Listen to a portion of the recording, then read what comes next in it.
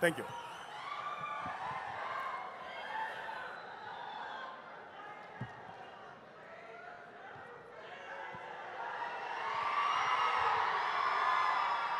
Thank you. ఇక్కడికి విచ్చేసిన మెగాభిమానులందరికీ, వరుణ్ అభిమానులకి, ముఖ్యంగా పవన్ కళ్యాణ్ అభిమానులందరికీ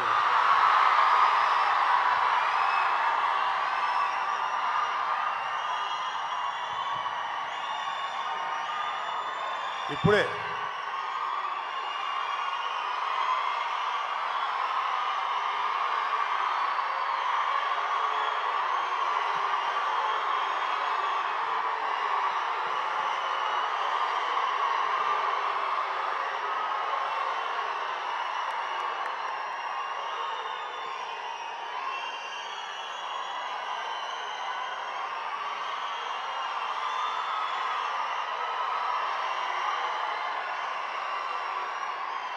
మీరు అరిచే అరుపులు ఎవరి గుండెల్లో రైళ్లు పరిగెత్తాలో వాళ్ళ గుండెల్లో రైళ్లు పరిగెత్తాలి. బాగా అరవండి. Thank you. Thank you. ఇప్పుడే కలిసి వచ్చాను. కళ్యాణ్ బాబు దగ్గరికి వెళ్ళి ఇట్లే వస్తున్నా.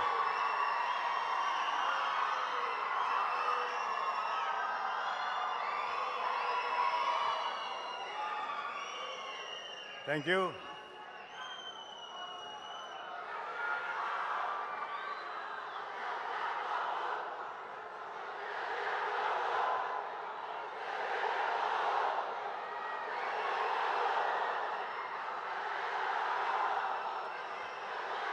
Thank you. ఇంకా మీ ఎనర్జీ అంతా దాచుకొని ఈ నెల ఈ ఇయర్ 2024లో రాబోతున్న జనరల్ ఎలక్షన్స్లో మీ సత్తా చూపించండి. ఆర్మీ వాళ్ళలాగా, మిలిటరీ వాళ్ళలాగా గన్స్కి వీటికి ఎదురేళ్ళకర్లా. చేతిలో ఒక ముద్ర ఉంటుంది, గుద్దండి దాని మీద. Janasena TDP alliance. Thank you. యాక్చువల్గా 1 సెకండ్ అమ్మా ప్లీజ్. ఇంకేంటంటే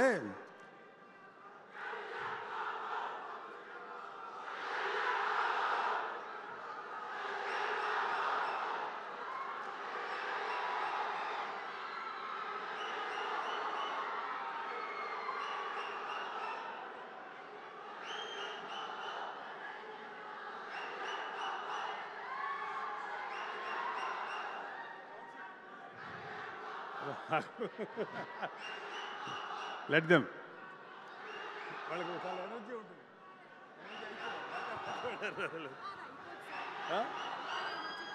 ఉంటుంది, కొంచెంసేపు ఉంటుంది. మీ ఎనర్జీ గురించి మాట్లాడుకుంటున్నాం.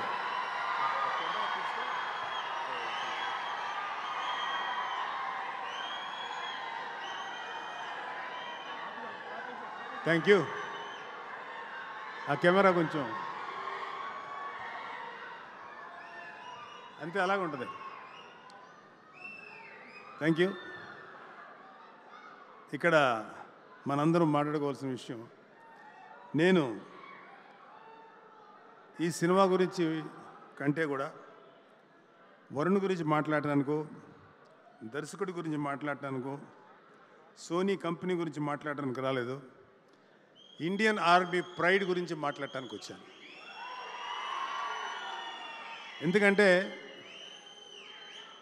మా ఇంట్లో ముందు ఈ స్పీచ్ మా అమ్మని తలుచుకొని ఇవ్వాలి. మా అమ్మ ఒకటే మాట అంటది, పొద్దున్నే లేచి నా బిడ్డ ముగ్గురు బాగుండాలి, నా కూతురు బాగుండాలి, మిగతా అందరి బిడ్డలు బాగుండాలి, ముఖ్యంగా బోర్డర్లో నిరంతరం మనల్ని కాపలా కాస్తున్న సైనికులు వాళ్ళందరూ కూడా ఏమి కాకుండా వాళ్ళని కాపాడే దేవుడాన్ని మమతనం పెట్టుకుంటుంది.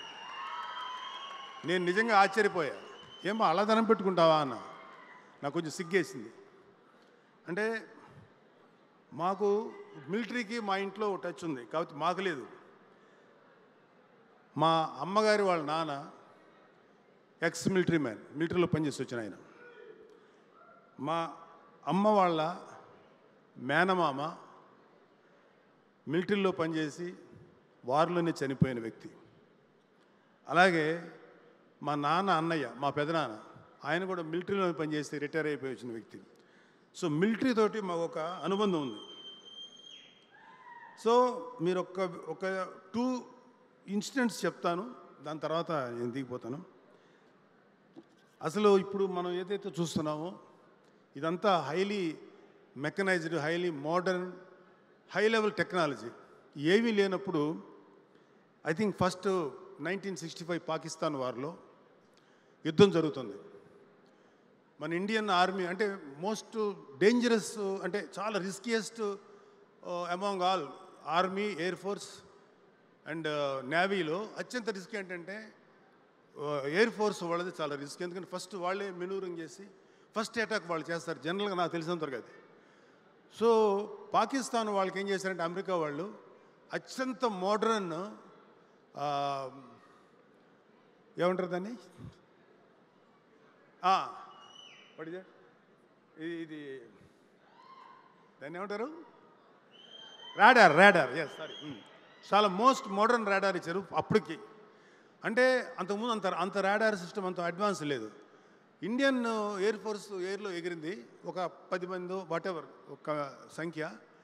ఎగిరిన తర్వాత గాల్లో వచ్చినటువంటి ఫ్లైట్స్ని వచ్చినట్టే పర్ఫెక్ట్ కొడుతున్నారు. అంతకుముందు ఎప్పుడు కొట్టలేదు. ఎలా కొడుతున్నారంటే పాకిస్తాన్ వాళ్ళ దగ్గర అమెరికా వాళ్ళ యొక్క అత్యంత అధునాతనమైన రాడార్ ఆ రోజుల్లో ఉంది. అంత ఈజీగా టార్గెట్ చేయగలుగుతున్నారు.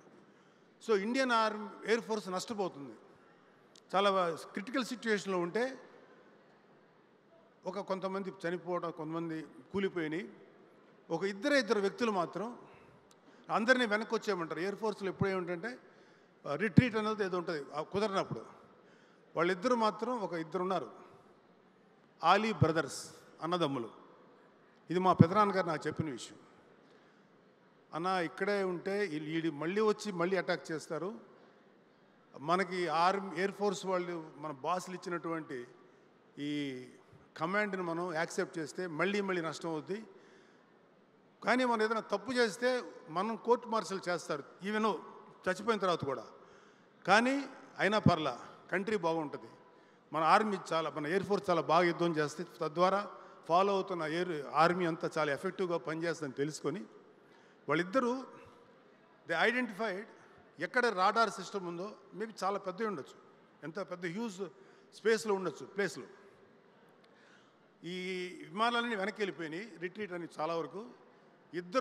వాళ్ళిద్దరూ Ali brothers, own brothers, they are pilots. ఇద్దరూ కరెక్ట్గా గురి చూసి చెరొక వైపు నుంచి కరెక్ట్గా రాడార్ సిస్టమ్ని కొట్టేసి ధ్వంసం చేశారు.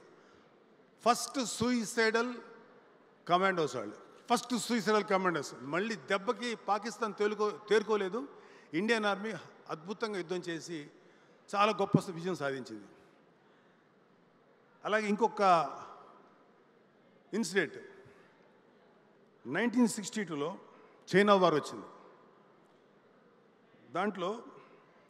దాన్ని బ్యాటిల్ ఆఫ్ రిజంగ్లా పాస్ అంటారు. ఇది చాలా ఇంట్రెస్టింగ్ ఉంటుంది. మీకు ఎవరికైనా ఓపిక ఉంటే యూట్యూబ్లో దొరుకుతుంది, చూడండి.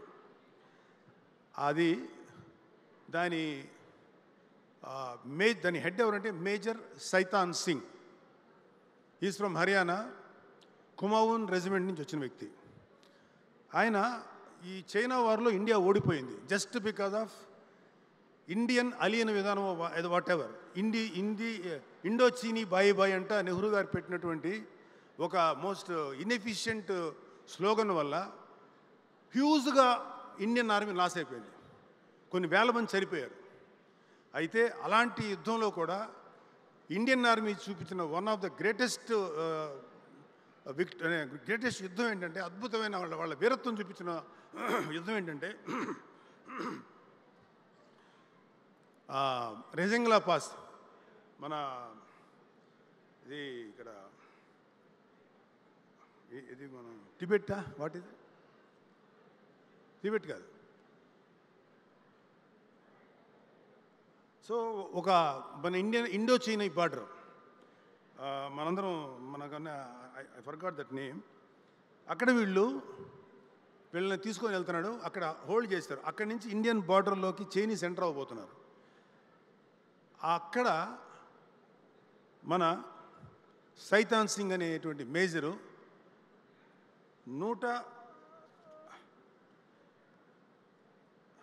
I have this number 120 army people తోటి వెయిట్ చేస్తున్నాడు. అత్యంత దురదృష్టం ఏంటంటే బికాజ్ ఆఫ్ నెహ్రూస్ అలియన విధానం వాటెవర్ ప్రాపర్గా ఆమ్యునేషన్ కానీ ఎటువంటి ఇది లేదు.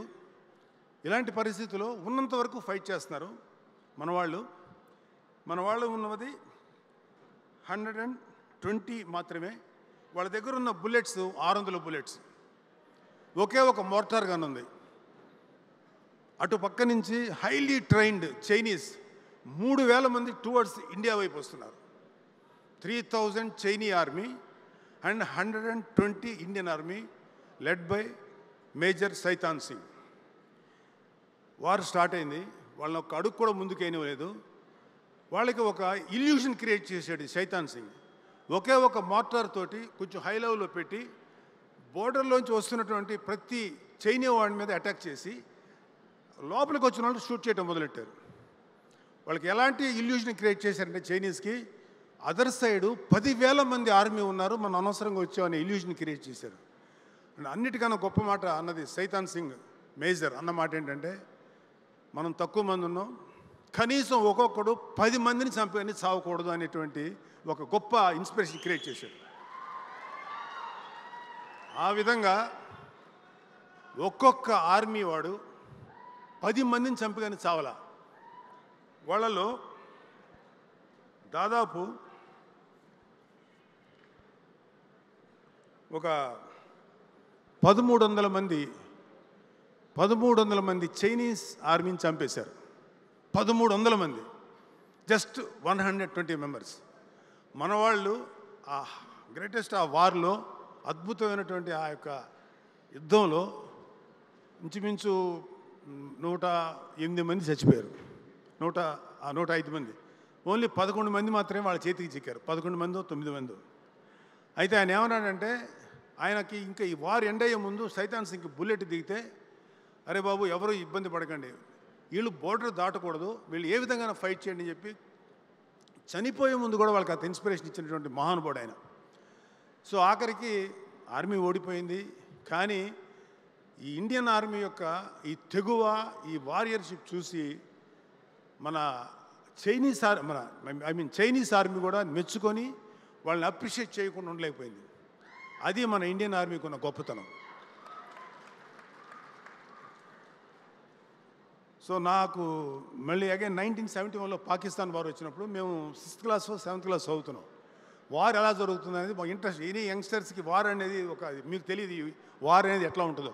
మాకు తెలుసు, మాకు రోజుకి ఇంతమంది చనిపోయారు, లేకపోతే ఇక్కడ యుద్ధం చేశారు, అక్కడ అది చేశారు. అది బంగ్లాదేశ్ పాకిస్తాన్ విడిపోయే సమయం. ఇప్పుడు మీకు సినిమా ఒకటి వస్తుంది, Sam Manek. What is that name? Sam Manek. ఆయన పేరు జనరల్ మానెక్ షా. 3 దళాలు ఉంటాయి, త్రివిధ దళాలు ఉంటాయి, ఆర్మీ, ఎయిర్ ఫోర్స్, నేవీ. అప్పుడు దాకా లాంగ్ బ్యాక్ స్వతంత్రం వచ్చిన కొత్తలో ఒక పోస్ట్ ఉండేది, ఆ పోస్ట్ తీస్తారు. మళ్ళీ ఇందిరాగాంధీ గారి యొక్క చొరవ వల్ల ఆ పోస్ట్ క్రియేట్ చేశారు. దాన్ని ఫీల్డ్ మార్షల్ అంటారు. ఫీల్డ్ మార్షల్ మానెక్ షా గారి యొక్క ఆధ్వర్యంలో ఇండియా అద్భుతంగా ఫైట్ చేసి బంగ్లాదేశ్ని పాకిస్తాన్ నుంచి విముక్తం చేసి ప్రత్యేక కంట్రీ గుర్తించేలా చేసి భారతదేశానికి అఖండ విజయం సాధించిన వ్యక్తి మహానుభావుడు జనరల్ మానెక్ షా. మేము చదువుకునేటప్పుడు ఆయన ఫొటోస్ కట్ చేసుకొని దాచిపెట్టుకునేవాళ్ళం. ఎందుకంటే ఆయన మాకు హీరో వర్షిప్. మేము సినిమాలు చూసేవాళ్ళం, సినిమా నటులు గౌరవించేవాళ్ళం. కానీ మా రియల్ లైఫ్లో ఎవరైతే రియల్ హీరోస్ ఉంటారో వాళ్ళని మేము హీరోలుగా గమనించేవాళ్ళం, గుర్తించేవాళ్ళం. ఆయన చూసిన తర్వాత నా మనసు ఇలా ఉంటాడు మనిషి, ఏం ఉన్నాడు రైతును, అరే ఏదో ఒక చిన్న అడోరేషన్. థియేటర్కి వెళ్తే మాకు ఇలా యూట్యూబ్లు, సెల్ ఫోన్స్ లేవు. మాకు థియేటర్లో ఇవి వచ్చాయి అనమాట, క్లిప్పింగ్స్ వచ్చాయి ఆ ఇండియన్ న్యూస్ రీల్లో. అవన్నీ చూసి ఆయన నడవటం, ఆయన కమాండ్స్ ఇవ్వటం, వాయిసే ఉండదు కదా, ఆర్ఆర్ తప్ప. సో అలా ఆరాధనగా జరుగుతోంది. నా అదృష్టం ఒక రకంగా బ్లాడ్ లక్ ఏంటంటే హైదరాబాద్ వచ్చిన తర్వాత నేను state bank of India main ఆఫీస్కి వెళ్తున్నా. ఒక మిలిటరీ డ్రెస్, ఇట్ సీమ్స్ ఆయన ముసలాయన అయిపోయాడు, ఒక పెద్ద ఆయన, ఒక ఆర్మీ పర్సన్ ఒక అతను ఉన్నాడు. వస్తుంటే నాకు ఈయనేంటి జనరల్ మానెక్షాలా ఉన్నాడే అనుకొని గబుక్కుని వెళ్తే గన్ తీసి కాలుస్తాడేమో. అప్పటికి రిటైర్డ్ అయినా నేను దగ్గరికి వెళ్ళి నమస్కారం చెప్పి, sir are you mister Manekshaw, field marshal అన్నా. Ya ya I am sir, I want your autograph. ఆయన టేబుల్ కూడా లేదు అక్కడ, ఈ కాలు మీద పెట్టుకొని ఇచ్చాడు ఒక సిగ్నేచర్. ఫీల్డ్ మార్షల్ అని ఉంటుంది, ఇంకేముండదు, ఫీల్డ్ మార్షల్ మానెక్షా అని సిగ్నేచర్.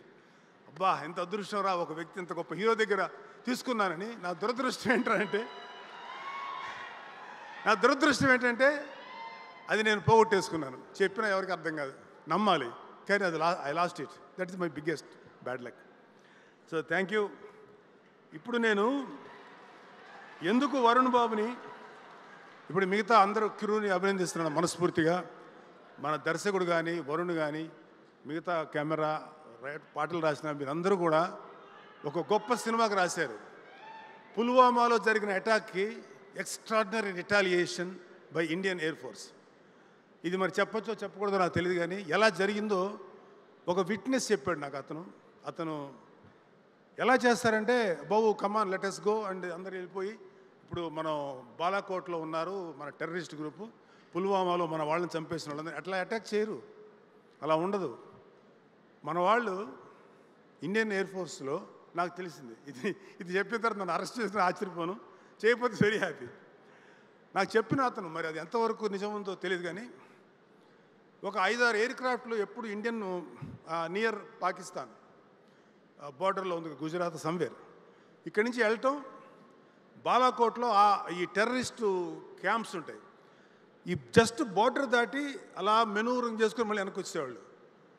ఆర్మీ రెడీ అయిపోయి పాకిస్తాన్ ఆర్మీ అటాక్ చేసే లోపుగా మళ్ళీ వెనక్కి వచ్చేవాళ్ళు. ఇలాగా ఒక 7 నిమిషాలు చేశారు. వాళ్ళకి ఏమనుకున్నారంటే పాకిస్తాన్ వాళ్ళు, వీళ్ళు మనల్ని కవ్విస్తున్నారు, వీళ్ళకి పెద్ద రియాక్ట్ అవ్వక్కర్లేదు, చూద్దాం ఏం చేస్తారో అనుకున్నప్పుడు ఆ తర్వాత జరిగింది నాకు చెప్పాడు ఒక ఆయన. ఆల్ గ్రౌండ్ క్రూ ఎవరైతే దాంట్లో ఫ్లైట్స్లో బాంబులు గింబులు వాటెవర్ ఇవన్నీ పెడతారో వాళ్ళందరినీ పిలిచారు. అందరి దగ్గర 24 to 48 hours all are kept, అంటే ఆ ఎయిర్ బేస్లో పెట్టేశారు. ఎవరికి ఇంటికి ఫోన్లు చేయటం లేదు. All phones are confiscated by the authorities. ఎవరు ఫోన్లు చేయకూడదు. ఎవరికి తెలియదు ఎందుకు ఏమైంది అని, ఎవరికి తెలియదు ఏమవుతుంది, మనల్ని ఎందుకు ఆపారు అంటే ఏదో జరగబోతుందని మాత్రం స్మెల్ చేశారు.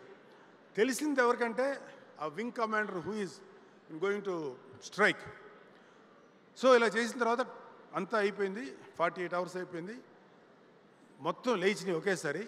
లేచి జస్ట్ మన బాలాకోట ఎడ్జ్లోంచి వెళ్ళి ఎక్కడైతే terrorist camps in the name of ISI లేకపోతే పాకిస్తాన్ మిలిటరీ అని చెప్తున్నారో వేసి బాంబ్స్ అన్ని వేసి డెస్ట్రాయ్ చేసి 10 to 12-15 minutes లోపల ఫినిష్ అయిపోయింది. ఒక్క టెర్రరిస్ట్ క్యాంప్ కూడా మిగల. అలా చంపేశారు మన వాళ్ళు. వాళ్ళు గన్స్ తీసి కాల్చేలోపుగా వెనక్కి వచ్చారు. ఇది ఒక రిటాలియేషన్గా తీసుకొని మా ల్యాండ్లో మీరు యుద్ధం చేస్తారని. కానీ మన ఆర్మీ వాళ్ళని, మన BSF వాళ్ళని ఒక సూసైడ్ బాంబర్తో కాల్చినప్పుడు మాత్రం అది కాదు, మనం వేస్తే మన వాళ్ళందరూ వెళ్ళి చేస్తే అది తప్పు అయిపోయింది. సో దాట్ మన వాళ్ళు తీసుకున్న రిటాలియేషన్ ఫర్ దిస్, ఈ రిటాలియేషన్కి అద్భుతంగా సహకరించి మన ఇండియన్ ఆర్మీ ప్రైడ్ నిలిపారు చూడండి ఒకే ఒక మహానుభావుడు, that is Narendra Modi, greatest leader. అంతకు ముందున్న ఏ లీడర్ కన్నా కూడా నాకు నరేంద్ర మోడీ గారు ఎందుకు ఇంట్రెస్ట్, ఎంత గొప్ప గౌరవం అంటే, ఆయన గురించి ఎందుకు అంత గొప్పవాడాడు మీకు ఒక విషయం చెప్తాను. మన శ్రీనగర్లో జెండా కట్టడానికి వణికిపోయేవాళ్ళు హిందూస్. ఈ ఇస్లామిక్ టెర్రరిస్టులు అంతమంది ఉండేవాళ్ళు అక్కడ. మంచి అమాయకులు అయిన ముస్లిమ్స్తో పాటు వాళ్ళు కూడా ఉండేవాళ్ళు. ఎవరు వస్తారు రండి చూద్దామంటుంటే మోడీ గారు ఆయన ఫ్రెండ్. అలాంటి సిచ్యువేషన్లో ఒక జీప్ వేసుకున్నారు, ఏం వేసుకున్నారు, యంగ్స్టర్స్ వాళ్ళు అలా దూసుకెళ్ళి అందరూ టెర్రరిస్ట్ క్యాంపులు అందరూ ముందు వెళ్ళి, అంటే ఎవరు ఒకడు ఉన్నారు, ఎవరు ఎట్టించి అటాక్ చేస్తారు లేదు, భయపడిపోతున్నారు. శ్రీనగర్ మంచి ప్లేస్లోనూ సమ్ ఇంపార్టెంట్ ప్లేస్లో ఒక అద్భుతంగా జెండా ఇండియన్ ఫ్లాగ్ని ఆవిష్కరించి జనగణమన పాడి సెల్యూట్ చేసి వచ్చేసారు. మళ్ళీ దొరకలే, అంత ఫాస్ట్ వెనక్కి వచ్చేసారు. That is Modi. దేశం మీద అంత భక్తి ఉన్న వ్యక్తి ఆయన ఆధ్వర్యంలో కాబట్టి ఇవాళ జరిగింది. ఇది బాలాకోట్. సో దానికి అద్భుతమైన పేరు పెట్టారు మన డైరెక్టర్లు వాళ్ళు, ఆపరేషన్ వ్యాలంటైన్స్ అని. బికాజ్ మన అటాక్ జరిగింది కాబట్టి అదే రోజు అనుకుంటా. సో అది పేరు పెట్టారు. సో ఇక్కడ నా కొడుకుని నేను హైలైట్ చేయడానికో ఏం రాలేదు. బట్ మా వరుణ్ అంటే నాకు ఎందుకు ఇష్టమో చెప్తాను. వాడు ఎప్పుడు కూడా ఒక కొత్తదనం కోసం ట్రై చేస్తాడు, రిస్క్ తీసుకుంటాడు. ఆ రిస్క్ తీసుకోవడంలో చాలాసార్లు ఫెయిల్ అయ్యాడు. యాజ్ ఏ ఫాదర్గా కొడుకు సక్సెస్ అయినప్పుడు ఎంత సంతోషపడతాం, ఫెయిల్ అయితే కూడా అంతే పెయిన్ ఉంటుంది. నేను ఎప్పుడు అడగను, వాడు నాకు చెప్పడు. నా బాధ వాడికి తెలుసు, వాడి బాధ నాకు తెలుసు. ఇద్దరం నిశ్శబ్దంగా ఉంటాం. ఎప్పుడైనా వెళ్ళి పర్లేదురా ధైర్యంగా ఉండంటే లేదురా నేను మామూలుగానే అంటాడు. ధైర్యం చెప్దామన్నా ఉత్సాహం కూడా పోతుంది నాకు. So I love my son because the way he choose his characters. First time మేము కంచె చేస్తున్నప్పుడు కృష్ణ దగ్గరికి వచ్చి కథ చెప్తే, వరుణ్ బాబు ఒకసారి కథ విను అంటే, వరుణ్ కథని చాలా బాగుందని అన్నాడు. ఆ కంచె చేశాడు. So Varun body language other than ఫిదా లాంటి లవ్లీ స్టోరీసు, లేకపోతే తొలి ప్రేమ లాంటి లవ్ స్టోరీస్తో పాటు గద్దలకొండ గణేష్ లాంటి టఫెస్ట్ రోల్స్తో పాటు ఒక ఆర్మీ మనిషి ఎలా ఉంటాడు అనేది వాడి అదృష్టం, వాడి ఫేట్, వాట్ ఎవర్ అద్భుతమైనటువంటి ఫిగర్ ఇచ్చాడు అతనికి. ఈ ప్రకృతి, ఈ దేవుడు నేను నమ్మను కానీ, బట్ దేవుడు ఇచ్చాడు అనుకుంటే దేవుడు ఇచ్చాడు. తన అద్భుతమైన పర్సనాలిటీ, అప్పీరెన్స్. అంటే కొన్నిసార్లు కొన్ని క్యారెక్టర్లు క్యారీ చేయాలంటే ఒక 5 feet 3 inches ఉన్నవాడు నేను స్ట్రిక్ట్ పోలీస్ ఆఫీసర్ని అంటే కొంచెం కామెడీగా ఉంటుంది, నువ్వు కాదులేరా బాబు అనిపిస్తుంది. అదే ఒక 6 feet ఉన్నవాడు పెద్దగా పెర్ఫార్మెన్స్ అయిపోయినా అట్లా నిలబడితే వీడేదో ఉందనుకుంటారు. అతని అదృష్టం, వరుణ్ బాబు అదృష్టం, అంత మంచి పర్సనాలిటీ రావటం, వాళ్ళ తల్లి ఆశీర్వాదం, whatever. But love you Varun Babu. ఇలాంటి మంచి క్యారెక్టర్లు చేసుకో. జయాపజయాలకు అతీతంగా నువ్వు ముందుకెళ్ళు. Don't worry. ఒక్కొక్కసారి నువ్వు చేసేటువంటి మంచి ప్రయత్నాలు కూడా ఒక్కొక్కసారి ఫెయిల్ అవుతాయి. కానీ అల్టిమేట్గా ఎవడైతే ప్రయత్నం చేస్తూ చేస్తూ చేస్తూ ముందుకెళ్తాడో వాడు ఎప్పుడు సక్సెస్ అవుతాడు జీవితంలో. One example is Narendra Modi. Another greatest example is త్వరలోనే ప్రూవ్ చేసుకోబోతున్న మన Pawan Kalyan.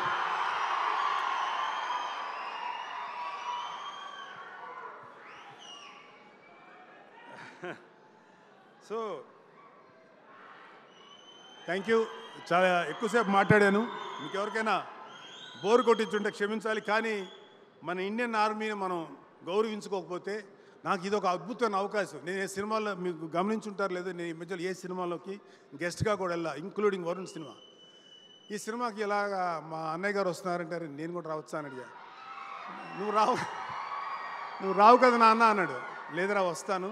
Just I want to share my feelings about our Indian army. చెప్పాలనిపిస్తుందిరా రా అంటే రమ్మన్నాడు. I'm very honoured. And another ఇది వరుణ్ ఒక చిన్న రిక్వెస్ట్. ఇప్పుడు నేను చెప్పబోతున్న అమౌంట్ పెద్ద అమౌంట్ కాకపోవచ్చు, కానీ నా తల్లి నాకు బర్త్డేగా మొన్న అక్టోబర్కి ఒక గిఫ్ట్ ఇచ్చింది, కొంత డబ్బు. ఆ డబ్బుతో కలిపి నేను కూడా కొంత జత చేసి చిన్న అమౌంటే ఒక 6 లక్షల రూపాయలు వీరనారి అంటే ఇండియన్ డిఫెన్స్ వారికి ఇచ్చేటువంటి, ఒక భర్తలు కోల్పోయినటువంటి స్త్రీలకి మనం ఇచ్చేటువంటి ఒక చిన్న కంట్రిబ్యూషన్ 6 lakhs. అది నాకు Varun with your my personal request is నువ్వు, డైరెక్టరు సిద్ధు, మీ ప్రొడ్యూసర్స్ ముగ్గురు వెళ్ళి బిఫోర్ రిలీజింగ్, ఎందుకంటే నేను కొంచెం మళ్ళీ ఊళ్ళు తిరగాల్సి వస్తుంది పొలిటికల్ పని మీద, నువ్వు ముగ్గురు కలిసి వెళ్ళి మీ ముగ్గురు కలిసి వెళ్ళి ఇచ్చి ఒక ఫోటో తీసుకొని నాకు పంపించండి. I will be very happy. Siddhu please ready. రేపు ఇవాళ సండే కదా, రేపు నీకు ట్రాన్స్ఫర్ చేస్తాను వరుణ్కి. Thank you. జై హింద్, జై జనసేన, జై పవన్ కళ్యాణ్.